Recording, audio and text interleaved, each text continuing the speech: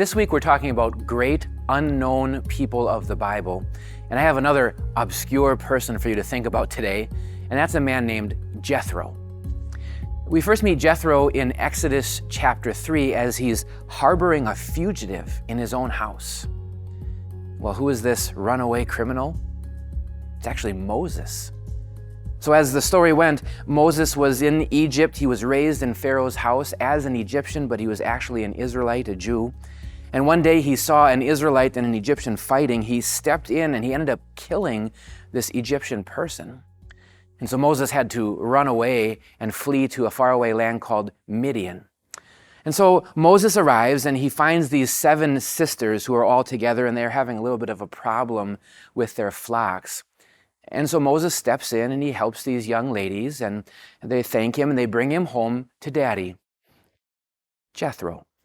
And so there we meet Jethro, who is a shepherd and a priest in this land of Midian, and he welcomes Moses to his house. So very forgiving, very kind and caring. He thanks him for helping his daughters and even gives one of his daughters, Zipporah, to Moses to be a wife. Now, as a father of a daughter, I'm not so sure what I would think about this, welcoming a stranger into my house. And I know their culture was a little bit different, but a runaway criminal and then giving one of my daughters to Moses, not so sure about this. So we see right away Jethro with his kindness, his forgiveness, his care and compassion. Well, it turned out to be a pretty good choice. And of course, blessed by God. There Moses lives and is tutored, I suppose you could say, mentored by his father-in-law for 40 years. And that's when God calls Moses to go back and to lead those people of Israel. And that's when that famous stuff happens, like the 10 plagues and the let my people go and the Passover and all that kind of stuff. So we see Moses leading some 2 million Israelites now out of Egypt to the promised land.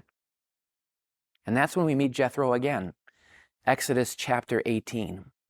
So he comes to check in on his son-in-law. He brings his daughter, Moses' wife, and his grandchildren. And well, there's Moses, totally overwhelmed, understandably so, some 2 million people. And we're told that night and day, all day long, people are just coming to Moses with their problems, and he's functioning as like the mediator and the arbiter for everything. Well, in steps Jethro with all of his wisdom and says, hey, son, how about you do this a little differently? And so Jethro recommends that he pick some leaders and divides up the people into big groups and small groups, and that he uses these people like a cabinet of leaders, or maybe in a church we'd say like deacons, to help with the leadership of the people. Again, turned out to be a great choice. I've always thought of Jethro kind of like that elderly man, that grandfatherly figure who maybe sits quietly in the back of a church, doesn't say much, but clearly you can tell he's been through the school of hard knocks in life, lots of experience. And so when that kind of guy talks, you want to listen to what he says because it's probably coming with a lot of wisdom in what he's going to say to you. I wonder if you maybe have something you're going through where you're feeling overwhelmed. Could you maybe catch your breath a little bit and find a Jethro? Find someone who's been through that school of hard knocks in life, someone who's got some godly wisdom, and listen to what they have to say. Listen to their encouragement and how they have patiently endured life, and they can help you too.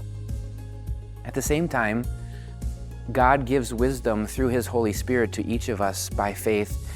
And so I wonder if you can be like Jethro for someone else. Surely you've been through enough in your life. Maybe someone else is struggling where you can give that kind of wisdom and care and encouragement to someone else. We don't know a lot about Jethro. We have just a couple stories, but we certainly see his love and compassion and his wisdom in the Bible. When you show those fruits of faith, you too can be an unsung hero of faith for the Lord. Did you enjoy this video? If so, we would love to share even more Jesus with you, even if you have a busy, on-the-go kind of life. Just click here and you can find the audio version for this podcast, along with all the other podcasts that Time of Grace offers.